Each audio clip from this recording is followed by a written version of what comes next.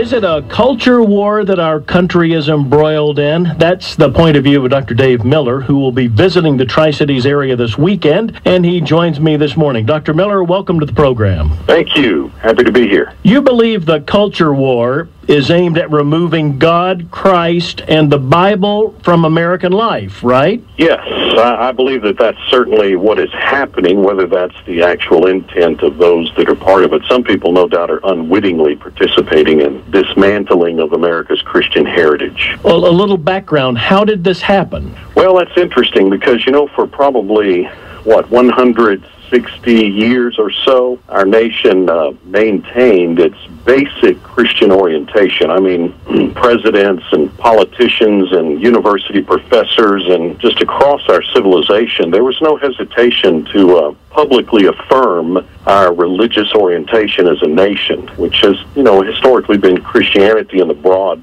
mostly Protestant sense. But courts reaffirmed it. One of the U.S. Supreme Courts in the 1800s, another one in the 1900s, affirmed that we're a Christian nation. They weren't ruling that we were. They were just observing that that is the nature of our institutions, and particularly our civil and educational institutions. That's the way the founders set it up. And somewhere along the line, really not until the 20th century, probably not even until the 1940s, a court ruled on this notion of separation of church and state. And boy, that picked up steam in the 60s and has gone to seed, where people think, look, we can't have any references to God or Christ or the Bible in public life because that's a violation of the Constitution. And that's kind of fueled this overall shifting in our civilization to a secular, non-religious orientation. I'm telling you, the founders, all you have to do is go back and read their original utterances, and they would be horrified that that is happening to our country. During those earlier times, were those who disagreed forced to participate in some way? Absolutely not. Keep in mind, however, that we're talking about a minority. I mean, Benjamin Franklin, for example, said that the average American in his day could live their entire life and never have their moral sensibilities offended by encountering, for example, an atheist, a person who did not believe in God at all. That was so rare. But certainly at the beginning of our country, there were people that did not share the Christian worldview. But the founders' attitude was, hey, you can come to this country and you won't be persecuted because we're a Christian country. Now, we're not going to, the average American is not going to want to elect you to some high office or put you in a school and let you teach our kids your views, but you're not going to be persecuted. Now, we did have some laws in place that would prevent people from doing things that the founders deemed harmful to our orientation. For example, the Blue Laws were there from the beginning and continued right up probably until the 50s and 60s. I think they've just about all been stripped away. But, those laws said, look, on Sunday, that's the day that people are to worship God according to Christianity. So we don't want people just carrying on business as usual. So it was illegal for you to conduct business, and the only businesses that were open were emergency services, hospitals, that sort of thing. But notice that didn't mean that anyone was forced to go to church. Nobody would come to your house and say, hey, you need to get up and go to church. No, this is a free country. You don't have to if you want to, but we're not going to accommodate your irreligion. We're not going to do anything that would cause irreligion, rejection of God, a rejection of Christian morality to spread. We want to try to minimize that and keep that from harming our civilization because all of our institutions depend upon the religious orientation of the people. What do you think is wrong with political correctness? Well, it's self-contradictory. It can't even be accomplished. It wants to act like it can please everybody and not offend anybody. Well, that's ridiculous. That can't be done. For example, if Muslims come to our country, their attitude is, look, the Quran says I can have up to 4 wives. Of course, the New Testament teaches no, one man for one woman for life. That's how God set it up at the very beginning. Well, how can you appease both of those viewpoints? The founders pointed out very clearly that if you do not keep Christian morality intact in a majority of the citizens, then the republic will unravel. And so they would say, freedom of religion does not include anything that's immoral by Christian standards. And our people understood that back in the late 1800s when Idaho and Utah and some of those northwestern states were seeking admission into the Union. They wanted statehood. The courts and, essentially the American population said, well, look, if you're going to practice this plural marriage notion, this polygamy, you can't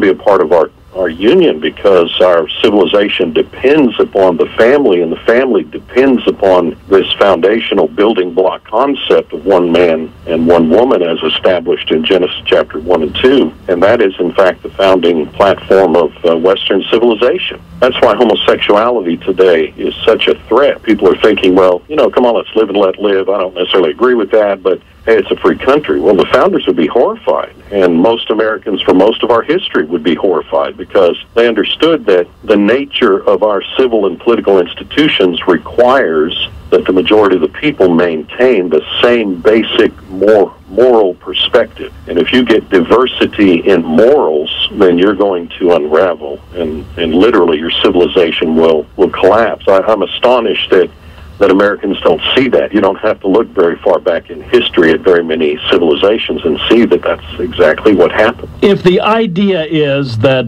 not offending anyone requires political correctness, then why are Christians considered fair game? Excellent question, and I don't have an answer to it other than the fact that that's part of that self-contradictory feature of political correctness. They claim that they want to be tolerant of everybody and everything, and so they embrace any sort of immorality or wacky religious idea. However, their tolerance ceases the moment they deal with the Christian perspective, and then suddenly they become very intolerant, very unloving, very hostile toward those who embrace the Christian view. And this is just surreal. It's hard to believe that this is happening when not only has that been the platform of our civilization, not only has it been the orientation of the majority of our citizens, but the founders said this is absolutely essential in order for us to set up the kind of country that we have. Now, the founders said, if you don't want the kind of freedom that we enjoy in this country to pursue your happiness, and by that they meant to get the government off your back, to protect you from internal and external thugs, so that you can live your life, make your own decision, decide what profession you want to pursue, and so forth, all within a Christian moral framework. They made the point that, if you don't want that, if you want to live under a dictator or something, then it doesn't matter what the morals of the people are. But to have the kind of freedom that we enjoy, the people are going to have to place restraints upon themselves and their own passion. If they will not do that, then it requires more government control.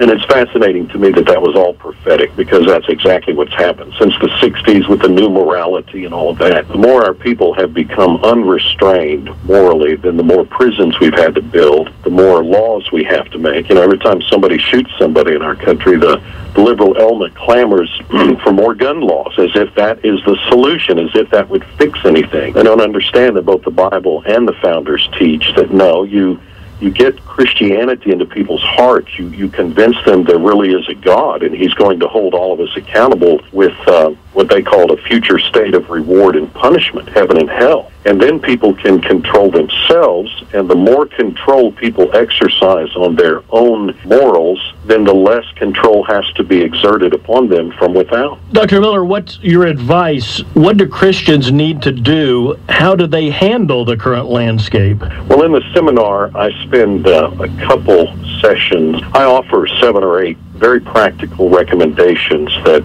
Christians and American citizens can be about in order to try to improve our situation. And most of those are more spiritual recommendations. They have to do with Bible study, with prayer. In other words, if the key to all of this is not really for example, our economy. The polls show that's the number one concern of the American voter, our money, the economy. But if that's not true in reality, if the real problem with America is moral and spiritual, then all of the efforts that we exert to try to get people to be more moral and more spiritual and to turn back to God, that's what's going to fix. That's the ultimate solution to our problems. All the other things will fall into place if we can get people reoriented to spiritual reality, that there actually is a God, He's the God of the Bible, and that He has given us His Word, and that's to be found only in the Bible. You know, the founders said that, Old and New Testament. They did not agree that there were other holy books on the planet that were legitimate,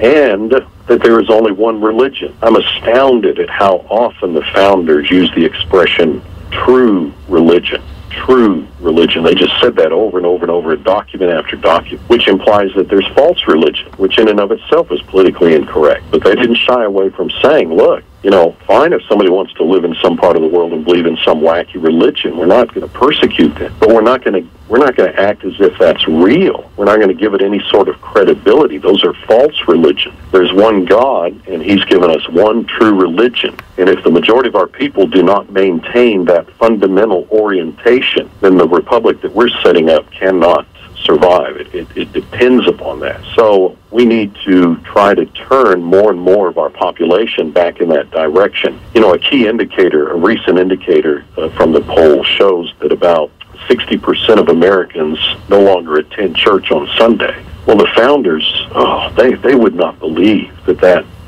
state of affairs could ever come to pass in our country. Because to them, if you're going to talk about keeping God on your side and pleasing Him and not turning Him against us, well, one thing you would have to do for sure is at least go to church on Sunday and worship. And so if now the majority of Americans on any given Sunday do not go to church, it's business as usual, that is a big indicator of how far we have veered away from our spiritual mooring. So anything we can do to try to get people back into church would be one very important thing that we could do to help our country. Another thing that the founders said is when they spoke of profanity. You know, when we commenced the Revolutionary War, and Congress put together, the Continental Congress put together the Articles of War. One of the first things they drew attention to, something which the Commander-in-Chief of all of our military forces, George Washington, brought up several times during his tenure, was that we cannot use God's name in vain. We cannot speak profanely about God. How can we expect to have His support and His backing if the whole time we're swearing and using terms that are defaming His name? Well, I suspect, I haven't looked at our Articles of War lately or any of our military regulations, but I doubt that's one of them. So that shows that they had a more spiritual orientation to setting up the country. And they said the only way to perpetuate our institutions in this great republic is to maintain that basic spiritual orientation. They allowed for a lot of diversity within that. You know, they didn't want to get into arguments about, you know, baptism, Lord's Supper, and a host of other things, but they said, look, to have the kind of republic we're talking about, we must share the basic, they call them the general principles of Christianity. So one God, one religion, Christ is the Son of God, the Bible is the Word of God, there's a heaven, there's a hell. And by the way, they also said we must share a common language. So they were not racist, they were not against different ethnicities or different languages. They just said, in order to have a republic like we have, the people have to be able to communicate on the same level. So we must have a common language and a common religion. Dr. Dave Miller will be speaking in Abingdon this weekend, Friday the 14th, Saturday the 15th at the Higher Education Center, 7 o'clock, both evenings. Dr. Miller, thanks for your time this morning. Good to visit with you. Absolutely. Glad to be with you. I'm just fascinated by this idea of political correctness. I like to discuss it. Why political correctness exists and why it has become so popular. It's a topic that, well, so far